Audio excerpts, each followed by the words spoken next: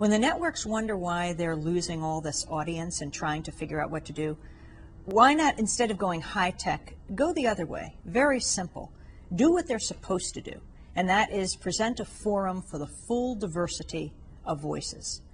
In the lead up to the invasion, most people were opposed to the invasion in the United States, and yet overwhelmingly the media presented one voice, those of the retired generals and corporate executives and politicians who were for war. And even among those they had to choose, because one of the big untold stories of this period of war and occupation is that from the lowest levels of the soldiers to the highest levels of the military officials, the generals, there's tremendous dissent. So they had to make a conscious effort to ice out dissent. That's not the role the media should play in a democratic society. The media shouldn't be about selling. The media is too important now. The media are the most powerful institutions on earth, more powerful than any bomb, than any missile. The Pentagon has deployed the U.S. media. But used in the wrong way, it's as destructive. And that's how it was used in the lead up to the invasion, to manufacture consent for war.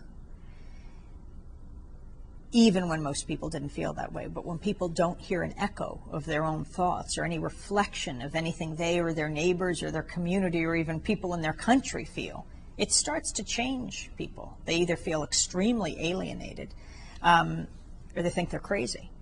And we need a media that celebrates dissent, that is a sanctuary of dissent, because that's what will make this country healthy. And that's what will make us safer here in this country and around the world. It depends who owns the media, who runs it.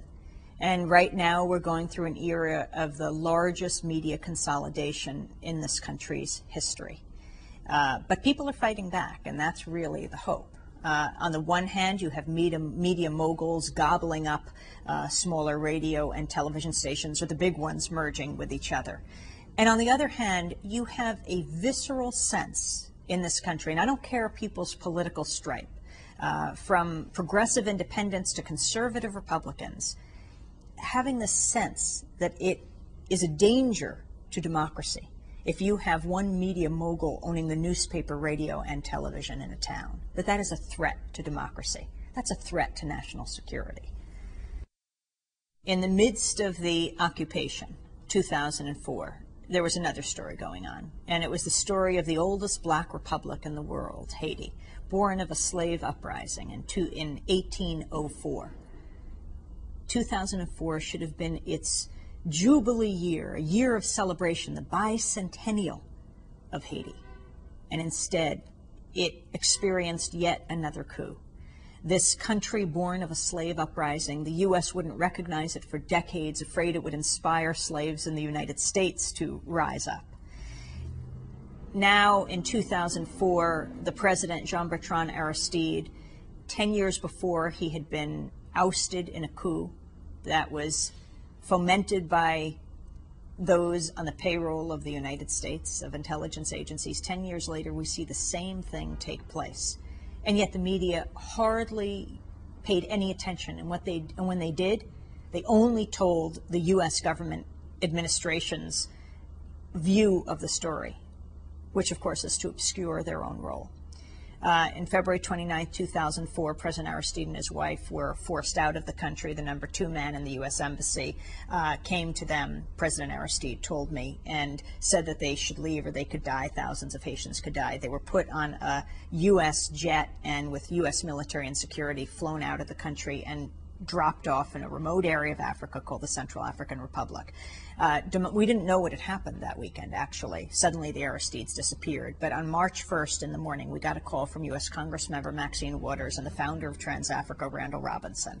And they said they just heard from President Aristide that he said he was the victim of a modern kidnapping in the service of a coup d'etat backed by the United States. We went on the air. We put the transcripts on our website at democracynow.org. The corporate network reporters took those transcripts to the White House and to the Pentagon and started to question at the news briefing. At the Pentagon, Rumsfeld was there, and they said, is it true what Pacifica's reporting about Aristide's charge that the U.S. was involved in this, what he called modern kidnapping in the service of a coup?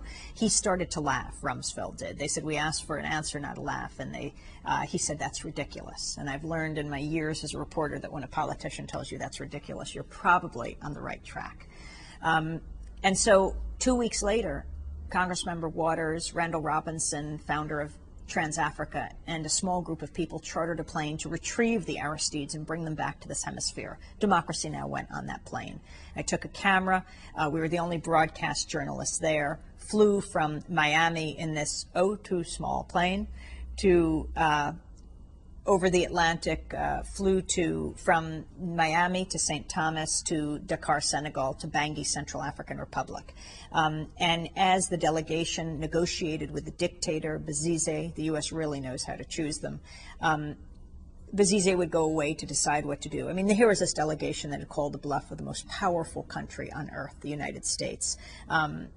The U.S. was trapped. Bozize was trapped because they were saying he was a free man, that they had just come to live there. And President Aristide would say, as Bozize would go away, he's going to get his marching orders from the United States and from France. As this negotiation was happening, I was broadcasting back on the satellite phone at our website, democracynow.org. AP was taking the reports and putting them out around the world in print version. Finally, Bozize released them, and we went back on the plane from Bangui, Central African Republic, to Dakar, Senegal, to the Cape Verde Islands, across the Atlantic to Barbados, and we ultimately ended up in Jamaica, where the Aristides were deciding their next move. And when we got to the tarmac in Jamaica, CNN called, and they said, we're going on the air. I said, let me bring over Congressmember Waters. They said, no, the anchor really isn't even briefed on the story. We're going to be interrupting the show. It's kind of a lifestyle show. Just start talking. And so we went on, and I think he thought I was reporting from a vacation site. Oh, now we go down to Jamaica with Amy Goodman, and I said, and he said, you know, what's happening? I said, well, a historic trip has been made. The president of Haiti has just been returned to this hemisphere. And clearly he was then being briefed, the anchor, and he said in his other ear, and he said, well, what about the violence, suggesting that Aristide would inspire violence? I said, it's very important you raise that issue. We have to look at the people who fomented this coup, like Jodel Chamblin, number 2 man in the FRAP, the paramilitary death squad that had been on the payroll of the United States in the first coup 10 years before. He's been found guilty in absentia of the murder of the justice minister 10 years ago, of a Haitian businessman, and he is the one that the U.S. is working with, along with others, in this coup. And he said, you're kidding. And it went from there. And I really do think that from the CNN interview to the corporate network reporters taking the transcripts from the website to reporting and AP picking up those reports on what had actually taken place, I call this trickle-up journalism. And I think this can make a tremendous difference in this country. We've got to break the sound barrier. It really is a matter of life and death.